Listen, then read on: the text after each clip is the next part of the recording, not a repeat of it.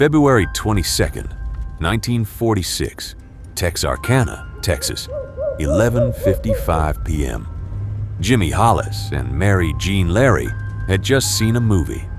They pulled off the road onto a quiet stretch of dirt that locals called Lover's Lane. They had been there about 10 minutes when they saw the flashlight. A man was walking toward their car from the tree line, slowly, deliberately. His face was covered, a white cloth sack pulled over his head, 2 holes cut out for the eyes. He pressed a gun against the window. "I don't want to kill you, fellow, so do what I say." He cracked Jimmy's skull in 2 places. What he did to Mary Jean was worse. Then he disappeared into the dark. Before Jimmy left the hospital, he told police one thing: if you don't find him, he's going to kill someone.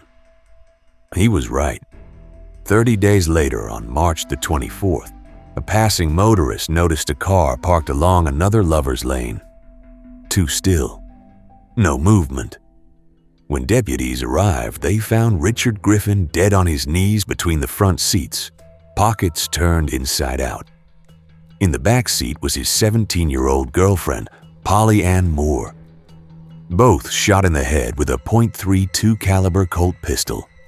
3 weeks after that, 2 more bodies.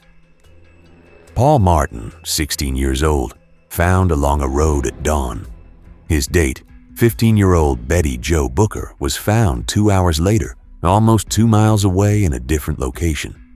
She had been moved there while still alive. Same gun, same method, same controlled, deliberate signature. Now they knew. They had a serial killer. The 4th attack was different. On the night of May 3rd, he went to a house. Virgil and Katie Starks were home. Virgil reading the newspaper, Katie already in bed. 2 shots came through the window. Virgil died in his chair. Katie ran to the phone to call for help, and a 3rd shot hit her in the face. She survived. She made it to a neighbor's house, bleeding, barely conscious. When police arrived, he was gone. And that was the last time the phantom killer ever struck. 10 weeks, 5 dead.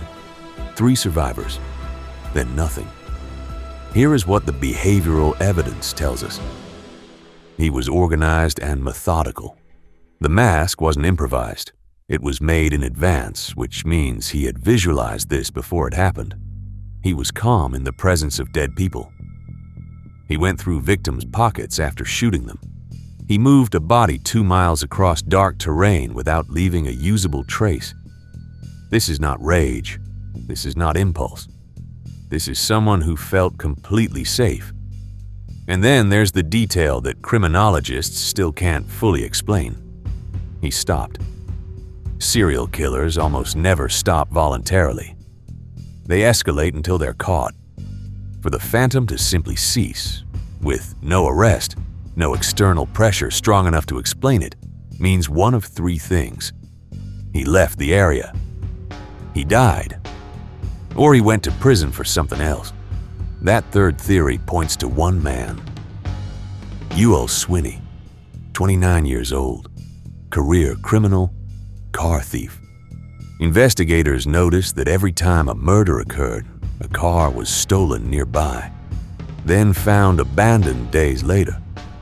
When Swinney was arrested for car theft in July 1946, he said something strange to the arresting officer. "What do you think they'll do to me for this? Will they give me the chair?" Car theft doesn't carry the death penalty. Murder does. His wife told investigators he had been present at 2 of the murders. She gave details that weren't public. It should have been enough.